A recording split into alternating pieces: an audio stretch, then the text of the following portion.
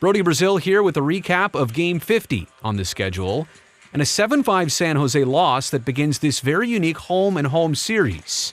That's right, the Sharks and Preds in Nashville on this Tuesday night, and then again 48 hours later in San Jose this Thursday.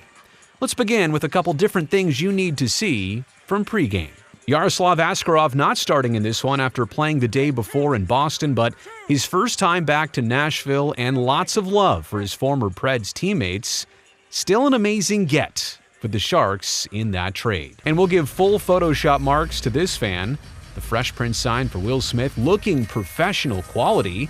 And speaking of professional, here's Drew with Jake Wallman. How do the Sharks get on a winning streak here? Just do the right things, play a full 60. Last game of the road trips, just got to compete hard and take care of itself. Is that a test? You got to stay in the moment? Yeah, stay in the moment. Every game's a new game. Every team's a good team, and we want to be one of those, so we want to compete every night, and looking forward to this one. The big takeaway from Nashville has to center around the start of this game for San Jose, turning into an unfortunate end. The start bought them insurance and should have earned them a victory. They got 4 goals in the first period alone. In this road trip, for the most part, there had been a problem just generating offensive chances. But not yesterday in Boston and not early tonight in Music City. We'll detail the Celebrini goal in just a second, but midway through the first period, San Jose went up 3-0 on consecutive goals by Luke Cunnin, who surprised everybody right there. And then Mikael Granlund, just 14 seconds apart, that granny one-timer set up by a nice cross-slot pass from Will Smith. And then Jake Wallman added his 6th on the season. That came inside the final 30 seconds of the stanza. The backhand looks even sweeter in super slow motion.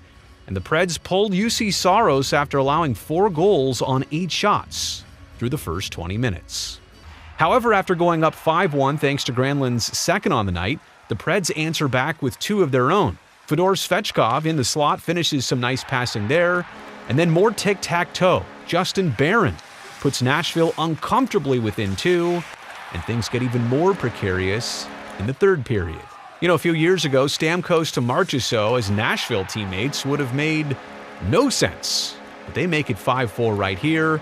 And then the longtime Pred, Roman Josi, ties the game at 5 here on the power play goal. And when Nick Blankenburg got this puck to trickle across the goal line, such a deflating feeling for Team Teal as the Preds came all the way back, scoring 5 in a row to take the lead.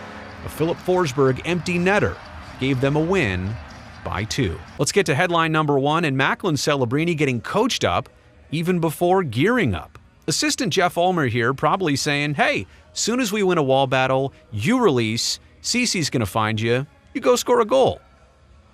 It's not as simple as that, is it? Well, maybe it is, because we're barely a minute into this game.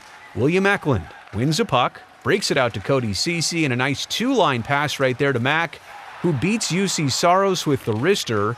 Just amazing how Celebrini read this play, and our camera's focused on him perfectly, releasing from the scrum, and then eventually releasing the wrister short side to beat one of the better goalies in the league.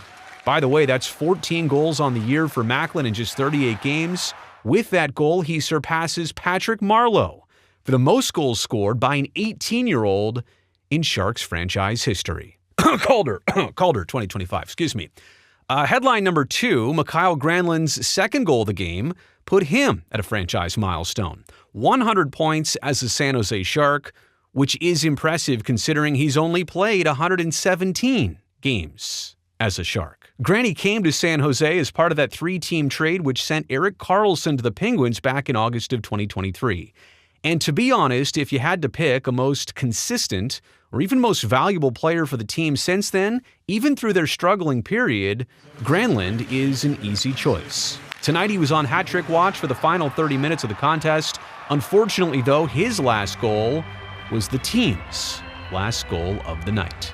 This 5-game road trip concludes with a 1-4 record for the Sharks, and really frustrating because the last 2 games in Boston and Nashville were essentially 1-goal losses with third-period leads and some empty netters to change the score at the end. And now it's 6 of the next 7 on home ice. There's only 1 quick road trip to Seattle in that span, and then following that stretch, it's the NHL's 4 Nations tournament where all teams get 2 weeks off.